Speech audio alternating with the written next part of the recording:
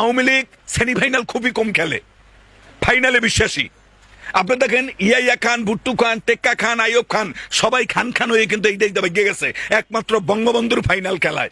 তো এইটার নামই হলো আওয়ামী লীগ। এই ন্যাশনাল টিম আওয়ামী লীগ যেই খেলা রোপণ করেছে, বিএনপির 14 গোষ্ঠী ওই খেলার যে অফসাইডে যে গোলগুলা দেয়, কোনার যেগুলা মারে, এই বিষয় নিষেধাজ্ঞা দেওয়ার পরে আমার মনে হইলো যে বাইডেনের পদে বাইডেন থাকবে না, ওইখানে ফখরুল রে আমার মনে হয় প্রেসিডেন্ট বানাবে, এরকম একটা অবস্থা। রাজনৈতিক শিক্ষা, আপনার রাজনীতিতে পড়াশোনা করতে হবে, এই রাজনীতির উপর আপনার কোয়ালিশন লাভ করতে হবে।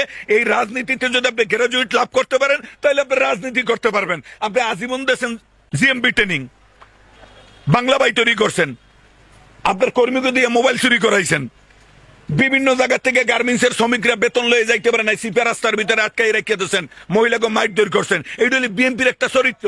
এই আমাদের পাশাপাশি একটা কমিশনার ছিল, নাম ছিলেন চৌধুরী আলম। এই চৌধুরী আলম কি করলেন, শীতের দিনে এই মার্কেটটা পুরাই দিলেন, মানুষকে একেবারে বিচ্ছিন্ন করে দিলেন, ইমাম সাহেব পর্যন্ত মসজিদের ভিতরে পুরিয়া কয়লা হয়ে গেলেন। এগুলো হলো বিএনপির একটা চরিত্র। বিএনপির চরিত্র কে না